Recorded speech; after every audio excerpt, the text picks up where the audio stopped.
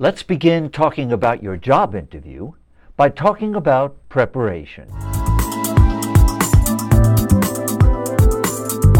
I talk about preparation, I am not talking about resumes and how to dress and whether you should get there an hour early or be fashionably late. No, I don't want you to be fashionably late. No, I want you to be there on time. But those aren't the kind of things I'm talking about, because that's available, has been available on YouTube videos and books and all sorts of information websites. You know, the whole job market, as you are well aware of, has changed dramatically in America. I mean, we hear all the time that there are 5 people for every job openings.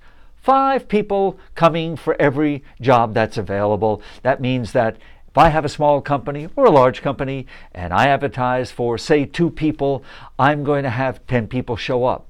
When in reality, we see time and time again on the national news, company advertises for 1 or 2 openings, 100, 150 people show up, lined up outside. It's a lot of people. It's a lot of competition. You have to know who you are. You have to know how to be best prepared. So after you do all that other stuff and look into how to dress, how to be on time, and all of that, I want to give you some things to think about that hopefully might give you an edge. In this series of short videos, I want to talk to you about information preparation, mental preparation, and stamina.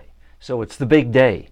You show up, you're on time, you got your resume, you dress properly, this interview is all about you, and you couldn't be further from the truth, because it's not. It's your interview, but in reality, it's about me, my company, my needs.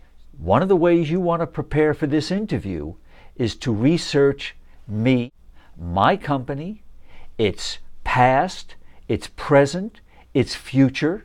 If you can relate to that in the interview, that's going to get my attention, because not everybody's going to do that. Oh, people will look to see, oh yes, they're a green company and they're doing some solar panels, or they're doing new research that's maybe cutting edge, and isn't that interesting? But you want to go a little bit deeper. And when you do that, if you're not familiar with the industry or familiar with my company, you want to learn something about it, and really importantly, you want to make a decision. Do you really want to be part of this company? Do you feel comfortable with the kind of work that we do?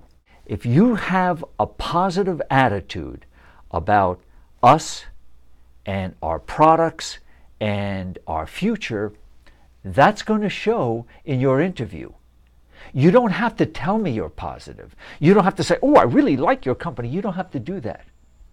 If you have that attitude, it will be communicated to me in the way we talk about things, in the questions you ask, how you present yourself. That'll all come across, and that's a positive for you. So think about that. Do that kind of research before you ever come in the door, and you'll be heads and shoulders above the other people that think, well, it's just another interview. I've been on 25 in the last 25 days, and I'll probably be on 25 in the next 25 days. You will separate yourself from that group.